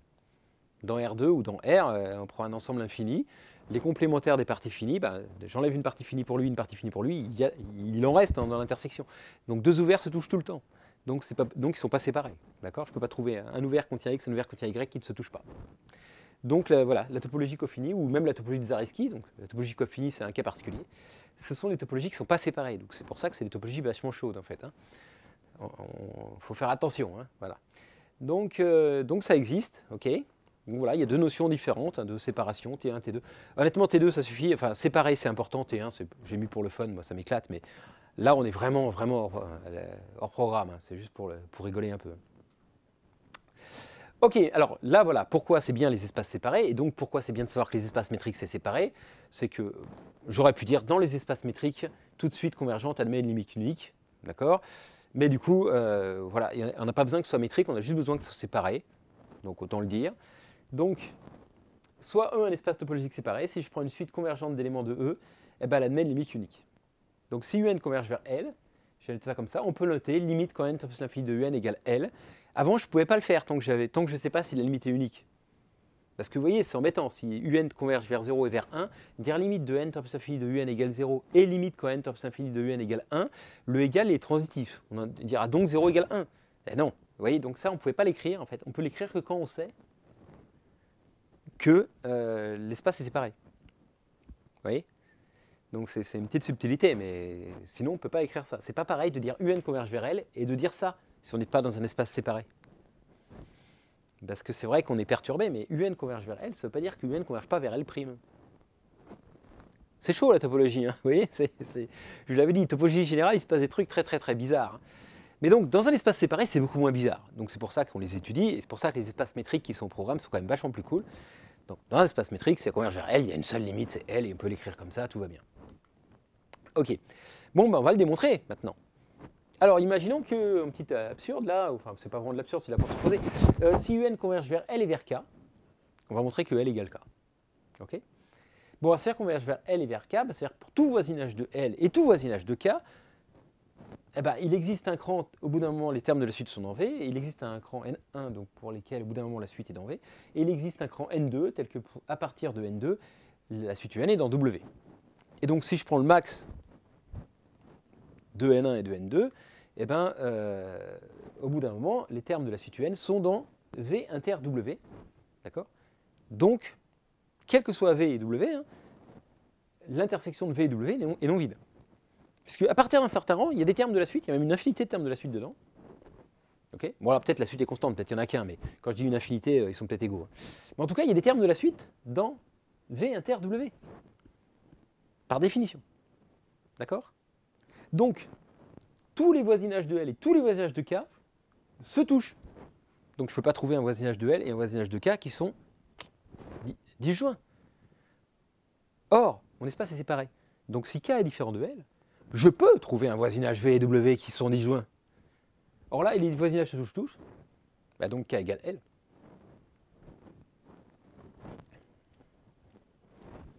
Parce que si K n'était pas égal à L, comme E est séparé, je pourrais trouver un voisinage V et W qui sont disjoints, dont l'intersection est vide. Mais il n'y en a pas. Bref. Parce que si UN converge vers L et K, alors elle est dans l'intersection. Il y a des termes de la suite dans l'intersection. Voilà. OK? Bon, ça c'est, voilà, là pour le coup on voit l'intérêt de la définition, hein, pourquoi c'est sympathique. OK? Donc par exemple pour la convergence simple, il y a l'unicité de la limite, parce que c'est séparé. OK? Même si ce n'est pas un espace métrique. Donc c'est pour ça que c'est un petit peu plus large. Mais OK. Bref. Alors, est-ce que ça marche encore pour un espace T1? Parce que là, OK, on a dit, ouais, T2, c'est deux ouverts, mais juste, je supposais qu'il y avait un ensemble, juste un ouvert d'un qui ne contient pas l'autre. Est-ce que ça marche encore, que la limite est unique? Eh bien, la réponse est non. Attendez, je vais vous l'expliquer là, je n'ai pas écrit, parce que c'est vraiment, vraiment à la marge, l'espace T1, c'est vraiment à la marge. Juste, je vous l'explique, c'est juste, la topologie Coffini, elle est T1, on a dit. D'accord? Et la topologie Coffini, il n'y a pas une unicité de la limite. Alors, on dit, ah, pourquoi? Alors, regardez. Prenons R, muni de la topologie Coffini. Donc, un ouvert de R, c'est le complémentaire d'un nombre fini de points. Ok? Ça fait une topologie sur R. Prenons maintenant la suite, une suite qui tend vers l'infini, qui prend un nombre infini de valeurs, par exemple la suite UN égale N. Donc 0, 1, 2, 3, 4, 5, 6, 7, 8, 9, 10, tout ça. Okay. Vous voyez cette suite-là? Je prends un ouvert quelconque de R, il y a des termes de la suite dedans. Parce que oui, un ouvert de R, c'est R privé d'un nombre fini de valeurs. Donc non seulement il y a des termes de la suite dedans, mais même à partir d'un certain moment, quand N dépasse la plus grande valeur que j'ai enlevée, tous les termes de la suite sont dedans. Donc quel que soit l'ouvert de R, tous les termes de la suite sont dedans, au bout d'un moment. Donc, cette suite-là, ma suite 1, 2, 3, 4, 5, 6, N, elle converge vers toutes les valeurs de R. Parce que je prends une valeur X n'importe où dans R, un voisinage de X, c'est un ouvert qui contient X. Dans cet ouvert, du coup qui est un ouvert, il y a une infinité, tous les termes de la suite sont dedans au bout d'un moment. Donc quel que soit le voisinage de X, tous les termes de la suite sont dedans à partir d'un certain rang. Donc la suite UN converge vers X, quel que soit X. Ma suite 1, 2, 3, 4, 5, 6, 7, 8, 9, 10, N, elle converge vers 0, elle converge vers 1, elle converge vers pi, elle converge vers racine de 2, elle converge vers tous les réels. Alors que l'espace était 1. Donc non, là pour le coup, vous voyez, séparer, c'est important. C'est pour ça qu'en fait, en général, le programme s'arrête à séparer. T1, on n'en parle pas vraiment. Hein. C'était juste comme ça pour le fun. Quoi. OK? Voilà, voilà. Donc, allez, un petit exercice pour le fun. Voilà, comme il n'y a qu'un seul exercice, je ne vais pas faire une vidéo à part, parce que j'ai trouvé qu'un seul exercice un peu pour illustrer, là, qui est un grand classique. On le voit dans plein de bouquins et tout ça. Je me dis, bon, je vais quand même le mettre. Parce que même si les espaces topologiques en tant que tels ne sont pas vraiment au programme, voilà, c'est un exo hyper simple. Donc, vous mettez sur pause, vous le cherchez, au moins 10 minutes, un quart d'heure. Hein, vous cassez un peu la tête dessus, ça vous sera utile. Voilà, c'est un exo qu'on voit vraiment presque partout. Du coup, je me suis dit, tiens, je vais le mettre. Et puis, je ne vais pas faire une vidéo à part corriger l'exo si j'en mets qu'un. Donc, du coup, je vais le corriger tout de suite. Allez, au boulot. Alors, donc voilà l'énoncé. Si on prend un espace topologique, on prend delta, c'est la diagonale, delta comme D, enfin bref. C'est l'ensemble des couples XX, d'accord, qui est donc inclus dans le produit E croix E. parmi tous les couples XY d'éléments de E, je prends les couples XX, le même au début et à la fin. Okay, eh bien, il y a une équivalence qui est sympathique. E est séparé, c'est seulement si delta est infermé de E croix E pour la topologie produit de E croix E. Vous voyez, donc vous voyez que ça va remuer quelques trucs. Hein. Il va falloir lutter un petit peu, donc accrochez-vous. Bon, honnêtement, c'est pas vital, mais si vous êtes courageux, allez-y, cherchez-le, c'est sympa. C'est pas si évident que ça, mais c'est pas non plus un truc de dingue, mais voilà, ça fait bien manipuler ce qu'on a vu avant. Quoi. Ok, alors allons-y. Donc qu'est-ce que ça veut dire que delta, je pars de là, delta est infermé de E croix E. Bon, ça veut dire que ce complémentaire, E croix E privé de delta, est un ouvert de E croix E. J'ai fait un petit dessin comme ça pour se représenter. Imaginez que E est ici, hein, E croix E, donc c'est le carré là, et la diagonale, bah là, voilà, delta, c'est ce cas-là. Et donc, il faut que je démontre que ce qui n'est pas dans la diagonale, là, c'est un ouvert. Okay, ce qui reste, le jaune, le blanc cassé, là, c'est un ouvert. Alors, bon, traduisons ça. Hein. Qu'est-ce que ça veut dire que c'est un ouvert? Alors, ça veut dire, bah, si je prends XY dans E croix E, n'importe où, donc là, je prends un point XY, il existe un petit ouvert de E croix E qui est complètement inclus dans E privé de delta. Ok, alors qu'est-ce que ça veut dire, ça? Bah, vu qu'un ouvert de E croix E, je vous rappelle, c'est une union de produits d'ouverts O1 croix O2, où O1 est un ouvert de E et O2 est un ouvert de E, si XY est dans une union de produits comme ça, il est bien dans un des produits comme ça. D'accord? Donc, ça veut dire qu'il existe un O1, O2 dans T, donc un ouvert de E, un ouvert de E, tel que X est dans O1, Y est dans O2, et que O1 croix O2 est inclus dans E croix E privé de delta. D'accord? Donc dans le jaune, là. Ok, donc je pense que j'ai fait un petit dessin, voilà, O1, voilà O2. Dire que c'est un ouvert, c'est-à-dire que pour tout couple XY qui n'est pas sur la diagonale, je dois pouvoir trouver comme ça O1 et O2, tel que le produit cartésien O1 croix O2, hop, soit ne touche pas à la diagonale, soit inclus dans le complémentaire diagonal. Alors essayons de traduire qu'est-ce que ça veut dire ce truc-là. Donc, quel que soit XY appartient à E privé de delta, c'est-à-dire que je prends un couple XY tel que X est différent de Y, ça j'ai juste traduit que XY était dans E croix E privé de delta. C'est-à-dire que XY est dans E croix E et que X est différent de Y. Ok? Donc, dans ce cas-là, il existe un O1 et O2 dans T, je viens de dire, hein, okay, tel que X appartient à O1, Y appartient à O2, et le produit O1 croix O2, il ne touche pas à delta. Mais ça veut dire quoi? Regardez bien. Dire que O1 croix O2 ne touche pas à delta, ça veut dire qu'il n'y a pas d'éléments qui s'écrivent XX dans O1 croix O2. Donc, il n'y a pas d'éléments qui sont à la fois dans O1 et dans O2. Parce que s'il y avait un élément dans O1 et dans O2, je ne sais pas moi, G, bah le couple GG, il serait bien dans O1 croix O2. Ok? Et donc, elle toucherait la diagonale. Donc, dire que O1 croix O2 ne touche pas la diagonale, en fait, c'est dire que O1 et O2 sont d'intersection vide. Et donc, regardez finalement, mon équivalence, là, mon truc du début, ça me dit quoi? Je prends deux éléments, s'ils sont différents, il existe O1 et O2, un ouvert. Deux ouverts, O1 et O2, d'intersection vide, hein, O1 qui contient X, O2 qui contient Y, O1 interro 2 qui sont vides. Et bien ça veut bien dire que E est séparé. Je prends deux éléments différents, j'arrive à trouver un ouvert qui contient X, un ouvert qui contient Y qui ne se touchent pas. Donc deux voisinages de X et Y qui ne se touchent pas. Donc E est séparé. Bravo si vous avez trouvé. Bravo si vous avez réfléchi que vous n'avez pas trouvé. Encore mieux, parce qu'au moins vous aurez compris des trucs. Voilà, voilà. Alors maintenant, notion aussi vachement importante, et vachement abstraite aussi, excusez-moi, j'y peux rien, c'est pas dur. Les bases de voisinage. Alors, pourquoi on a besoin de ça? Ben, je vous explique. Si on prend une suite d'éléments de R, et L dans R, définition classique de convergence d'une suite, vous avez appris en L1, vous dites, bah, alors, la limite de UN égale L, alors on sait que R est séparé, donc on peut bien écrire ça, il y a une seule unicité de la limite, hein, pour la topologie usuelle, là on n'est pas dans les trucs délirants. Hein. La topologie de première année, on a traduit ça, pour tout epsilon positif, il existe un rang grand N, tel que pour tout petit n plus grand que grand N, UN appartient à L moins epsilon, L plus epsilon. Vous avez peut-être écrit ça, valeur absolue de UN moins L plus petit qu'epsilon, c'est la même chose. Voilà, donc c'est ça que ça veut dire que n tend vers L, c'est-à-dire on prend un petit intervalle autour de L, et ben, au bout d'un moment, tous les termes de la suite sont dedans. Ça vous choque pas, ça? Pourtant, ça devrait. Parce que c'est pas la même définition qu'on vient de donner. Nous, on a dit, pour tous les voisinages de L, au bout d'un moment, les termes sont dedans. La définition générale dit qu'il faut vérifier la condition qu'il existe un rang tel que tous les termes de la suite UN soient dedans, pour tous les voisinages de L. pas seulement les voisinages s'écrivent L moins epsilon, L plus epsilon. Il y en a plein d'autres. Je veux dire, j'ai L moins 1, L plus 3, L moins 4, L plus 4, enfin, vous voyez, fermé. Hein, c'est bien un voisinage de L, ça. Vérifie pas. L moins 1 ouvert, L plus 1 ouvert, union 3 plus l'infini. Ça, c'est bien un voisinage de L. On vérifie pas. On ne fait pas du tout tous les voisinages de L, on fait que ceux-là. Alors, vous voyez bien que cela, ça suffit. Ben, c'est ça la notion de base de voisinage.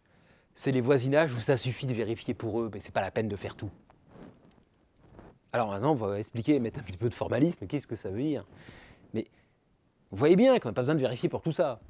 Si c'est vrai pour tout cela, c'est vrai pour tout cela, parce que tout cela, ils vont contenir un truc comme ça. Et donc, si tous les termes de la suite UN sont des trucs comme ça, bah donc, je prends un truc comme ça, par exemple lui, bah au bout d'un moment, tous les termes de la suite UN sont dans lui, donc ils sont dans la réunion de cela. Vous voyez, c'est la notion de base de voisinage, c'est de dire, en fait, on n'a pas besoin de prendre tous les voisinages pour étudier la limite. C'est un nombre plus simple de voisinages qu'il suffit de prendre et puis ça marche aussi bien. Ok ? Alors, maintenant, il faut essayer d'exprimer ça un petit peu correctement, mathématiquement. Hein, voilà. Pourquoi ça marche quand même, si on prend juste cela? Bah, la raison, c'est parce que si je prends un voisinage quelconque de L, par définition, il contient une boule ouverte autour de L. Il existe un R positif tel que L moins R, L plus R, donc qui est la boule de centre L et de rayon R, est inclus dans V. Ça, pour tous les voisinages, ça marche. C'est la définition. Il contient un ouvert, donc l'ouvert contient une boule ouverte, donc c'est un voisinage si et seulement si ça contient une boule ouverte autour de L. Ça, c'est vrai pour tous les espaces métriques, on l'a déjà dit tout à l'heure. Et bien du coup, je prends epsilon égale R là. Hop, je sais que pour n assez grand, c'est dans L moins epsilon L plus epsilon, donc c'est dans L moins R, L plus R. Donc c'est dans V. Pour n assez grand, si je sais ça, si je sais que ça marche pour tous les intervalles comme ça, et ben du coup, ça marche pour tous les V. Pas besoin de m'embêter. Vous voyez, j'ai trouvé une sous-famille qui permet de dire que ça marche pour tous les voisinages, si ça marche pour les voisinages de cette forme-là. Et donc c'est ça qu'on appelle une base de voisinage. Ok? Donc, alors, généralisons un petit peu cette histoire-là. Donc je prends un espace topologique, une suite d'éléments de E et L un élément de E.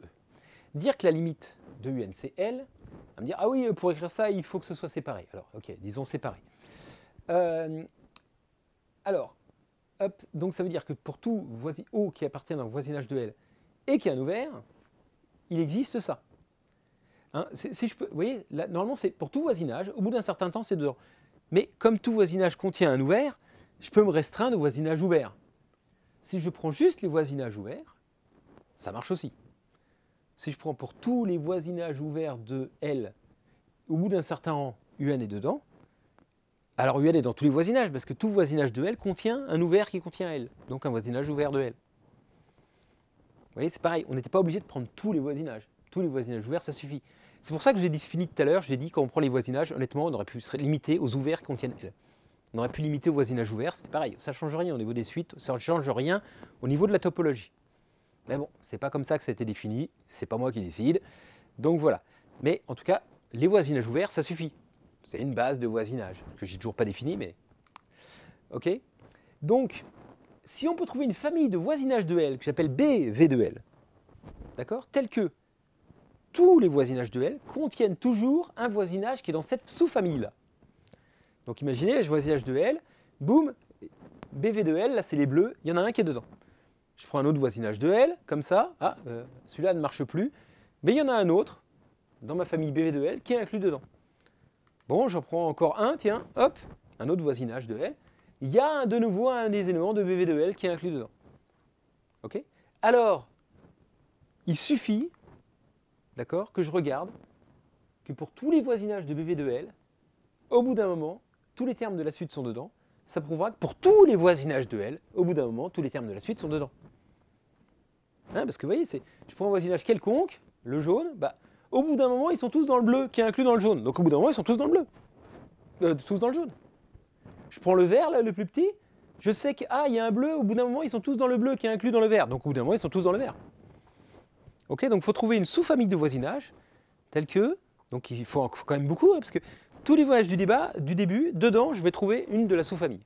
Et alors, si je peux vérifier que uniquement pour ceux de la sous-famille, au bout d'un moment, tous les termes de la suite UN sont dedans, pour tous les éléments de la sous-famille, du coup, c'est vrai pour tous les voisinages. Ok, et donc maintenant, on va enfin donner la définition. Soit un espace topologique, je prends X qui est dans E, une base de voisinage de X, ou un système fondamental de voisinage, donc de x, c'est un ensemble BV de x, donc qui est inclus dans V de x, hein, d'accord, ce sont des voisinages de x, hein, c'est inclus dedans, tel que, pour tout voisinage de x, il existe un U dans la base de voisinage de x, tel que U est inclus dans V. Voilà, voilà. C'est bien abstrait comme ça, ok. Donc, des exemples, si je prends x dans R, par exemple, les voisinages fermés x moins alpha, x plus alpha, ça c'est une base de voisinage de x. Oui, je peux prendre une base de voisinage fermée, ça me fait plaisir. Si je sais qu'au bout d'un moment, tous les termes de ma suite sont là-dedans, alors ils convergent vers x. Pourquoi? Parce que, ah ouais, mais je prends les intervalles ouverts, bah oui, il y a un intervalle fermé plus petit qui est dedans. Okay. Par exemple, je pourrais juste prendre les 1 sur n, 1 plus 1 sur n, 1 moins 1 sur n comme rayon aussi. Vous voyez, on prend, d'habitude on prend x moins epsilon, enfin L moins epsilon, L plus epsilon, mais L moins 1 sur n, L plus 1 sur n, ça suffirait. On peut trouver ce qu'on appelle une base dénombrable de voisinage. Oui. D'accord? Bon, là, je les ai pris fermés d'un côté, ouverts de l'autre, mais ça change strictement rien. On peut prendre ouvert des deux côtés, fermé des deux côtés. Ça. Vous voyez, tout ça, c'est une base de voisinage. Parce que si je prends un petit intervalle autour de x, il y a un truc comme ça qui est inclus dedans. Il suffit de prendre n assez grand, ce sera dedans. Vous voyez? Et si on prend un espace métrique quelconque, l'ensemble des boules ouvertes, c'est une base de voisinage. Oui. Hein, c'est ce qu'on a déjà dit, parce qu'en fait, rappelez-vous la définition qu'on avait donnée pour la limite d'une suite dans un espace métrique.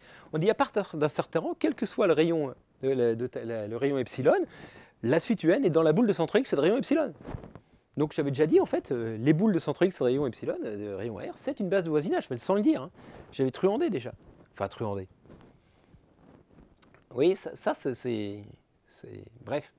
C'est pour justifier les définitions qu'on a dit avant et dire que c'est compatible avec la définition générale, en fait. Hein. OK? Donc voilà, en fait, c'est surtout ça qu'il faut que vous compreniez. C'est pourquoi c'est bien les mêmes définitions, alors que d'un côté, on disait on prenait tous les voisinages, là, on prend seulement certains voisinages et que ça fait bien pareil. En fait, c'est surtout ça que je voulais expliquer. Quoi. OK? Est-ce qu'on peut prendre les boules fermées, tiens, par exemple, comme base de voisinage dans un espace métrique? Est-ce que toute boule fermée contient une boule ouverte? Bon, la réponse est oui. Parce que je prends une boule fermée BF de rayon XR, si je prends un rayon strictement plus petit, enfin, toute boule ouverte contient une boule fermée, plutôt, c'est dans l'autre sens. D'accord? Donc, ma base de voisinage, si je prends les boules fermées, il faut prendre n'importe quel voisinage qui contient toujours une boule ouverte.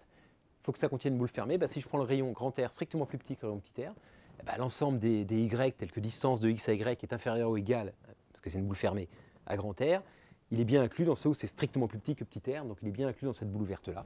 Les boules ouvertes forment une base de voisinage, donc les boules fermées aussi. OK? Voilà, alors, un autre truc important, il y a plein de définitions, on se dit, voilà, pour comprendre ce que ça veut dire,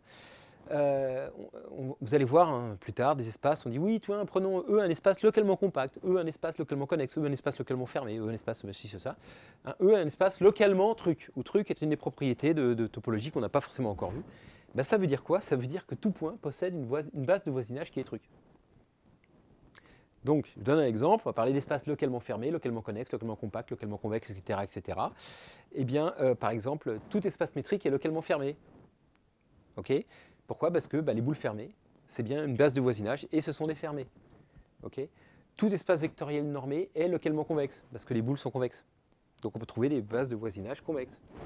On peut démontrer que R est localement fermé, localement connexe, localement compact, localement convexe, mais ce n'est pas vrai pour tous les ensembles. OK? Donc voilà, ça c'est juste une autre définition, hein, c'est juste pour que vous compreniez bien. Si on n'a pas le mot base de voisinage, c'est dur de définir un espace qui est localement quelque chose. Typiquement, R n'est pas compact, mais il est localement compact. Vous voyez, il y a des trucs comme ça qui ne sont vrais que localement. Et donc, il faut pouvoir définir ce que ça veut dire. Quoi. Bref, donc voilà, n'ayez pas peur, hein, ce n'est pas un truc de fou, mais c'est juste, vous comprenez bien, voilà. C'est les voisinages pour lesquels ça suffit de regarder que UN est dans ces voisinages au bout d'un moment, et pour voir que c'est la convergence de la suite. Quoi. Ok, bon bravo à vous, parce que c'est chaud. Allez, on va se reposer un petit peu, on va décoller un petit peu, on va essayer de voir un petit peu un panorama de ce qui nous attend en topo, etc. Dire bon, après toutes les heures de vidéo, il serait temps de commencer à y penser. Donc, en gros, les espaces sympas, R, R2 ou C, c'est à peu près la même chose, suivant. Hein. Topologiquement, R2 et C, ça ne rend pas beaucoup de différence. Hein. R3, ça, voilà, c'est les exemples qu'on voit bien, nos boules ouvertes, nos fermées, nos machins, avec la topologie visuelle, etc. Donc, c'est les premières choses qu'on étudie dans la topologie. Bon, ensuite, tout ça, c'est inclus dans les espaces vectoriels normés de dimension finie. Donc ça, typiquement, ça va être les polynômes de degré plus petit que n, les matrices, etc. Vous voyez, donc ça, voilà, ça reste, il y a des normes, il y a des trucs, toutes les normes sont équivalentes, donc il n'y a qu'une seule topologie associée à la norme pour ces trucs-là. Ensuite, tout ça, c'est inclus dans les EVN en général. Donc, qu'est-ce qu'il y a comme espace vectoriel de dimension infinie? Il y a les polynômes, il y a les fonctions continues, par exemple de AB dans R ou dans C. Si vous connaissez, il y a l'espace de Lebesgue, L2 de R, ça, les ensembles de fonctions, enfin bon, bref. Voilà, il y a des ensembles comme ça sur lesquels il y a une norme, qui sont... Bon, j'aurais pu mettre les suites, des trucs, enfin, les suites bornées, ou je sais pas. Bref, les ensembles vectoriels normés de dimension infinie. Okay, tout ça, c'est inclus dans les espaces métriques. Okay, donc ça, c'est l'espace sur lequel il y a une distance. Alors en pratique questionnaire, qu'est-ce qu'on va voir comme espace métrique qui n'est pas déjà là-dedans? En fait, ça peut être, par exemple, des espaces qui sont pas des... Enfin, tout ce qui n'est pas un espace vectoriel, par exemple les matrices inversibles, GLN de R, une sphère, vous voyez, une forme bizarre dans l'espace. Donc c'est des morceaux de ces ensembles-là, hein, évidemment, mais qui ne sont pas des espaces vectoriels. Vous voyez, un carré, une sphère, un triangle, machin, bref, on peut faire de la topologie là-dessus. Hein. Et puis ça peut être aussi les ensembles qu'on a déjà vus, genre R et C, mais il me dit une distance bizarre. Rappelez ma distance NCF, ma distance Manhattan, enfin... Voilà, donc on peut aussi faire de la topologie sur les ensembles simples, mais avec une topologie bizarre, topologie Coffini, enfin voilà. Hein. Alors ça, non, c'est pas métrique, donc c'est pas bon, mauvais exemple.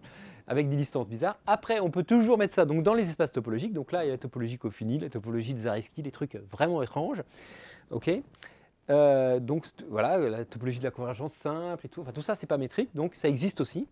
Et donc, vous voyez, le truc, c'est que quand je dirais un énoncé, soit un espace topologique, on a telle et telle relation entre les ouverts, ça marche partout. Si je dis A, on prend un espace métrique, ça marche pour cela. Si A, soit un espace vectoriel normé, ça marche que pour cela. Puis alors, soit un espace vectoriel de dimension finie, oui. Mais en gros, si je démontre un truc topologique, c'est-à-dire que je n'utilise pas la distance pour démontrer le truc, ben ça marche pour tout le monde, quoi. Et des fois, c'est plus simple de ne pas utiliser la distance, en fait. Okay, et entre les deux, il y a des fois, par exemple, pour la limite d'une suite est unique, bah, c'est vrai pour d'autres espaces que les espaces métriques, mais ce n'est pas vrai pour tous les espaces topologiques. C'est pour ça qu'on a rajouté, j'ai rajouté cette petite notion-là qui va me permettre, hop, parce qu'il y a plein de théorèmes qui sont vrais dans les espaces topologiques séparés. En fait, on n'utilise pas la distance, on a juste besoin que ce soit séparé, par exemple l'unicité de la limite. Et du coup, c'est pour ça que j'ai introduit cette notion pour vous montrer en fait quand est-ce que juste le fait que ce soit séparé, ça suffit en fait. Hein. Ce n'est pas la distance qui fait que ce soit vrai, c'est le fait que la topologie sépare les objets, vous voyez. Bref, donc c'est les espaces topologiques un peu moins Visslar, c'est les espaces topologiques séparés. Okay, voilà un peu ce qu'on va étudier, hein, les énoncés, vous voyez un petit peu de quoi il s'agit. Soit un espace topologique séparé, alors voilà, bon. Hein. Bref, donc voilà. Bon, bah sur ce, je vous remercie d'avoir suivi cette vidéo. Bravo si vous êtes arrivé jusque-là, et puis à bientôt pour la suite. Je fais une petite scène post-crédit pour remercier tous les camarades. Petite anecdote, je fais coucou à Mourad là, qui est derrière la vitre. Cette vidéo, je viens de la tourner pour la deuxième fois intégralement parce que suite à une petite erreur de manipulation et disque dur plein, la première version est passée à la poubelle avant d'être diffusée. Bon alors, je t'en veux pas Mourad parce que je pense que je l'ai un peu mieux réussi du coup, le fait de l'avoir refaite. Donc j'ai peut-être un peu moins bafouillé, j'ai peut-être un peu moins foiré et j'ai sans doute corrigé les petits trucs. Donc je pense qu'elle est un peu mieux grâce à Mourad qu'elle était en première version. Mais enfin bref, voilà, je ne sais pas combien de temps elle a duré, mais pas loin d'une heure. Bon, honnêtement, j'étais pas hyper heureux quand il m'a dit qu'il avait balancé la vidéo à la poubelle. Bon, tu recommences pas, hein, tu l'enregistres bien ce coup-là. Mais enfin bref, donc voilà. Hop. Mais sur ce, c'est pas grave. En plus, je crois que j'étais héroïque. C'était pas celle que j'ai tournée quand j'avais l'entorse. Je pouvais pas marcher en plus, hein, je crois. Enfin bon, tourner pour rien. Voilà, bref. Enfin bref. Allez, merci à tous les tipeurs que j'aime d'amour. Hein, c'est gentil voilà, pour votre soutien. Ça me fait très plaisir. Et donc voilà. Ok, je vous fais un gros bisou à tous. Et puis je vous dis à bientôt pour une prochaine vidéo. Ciao, ciao.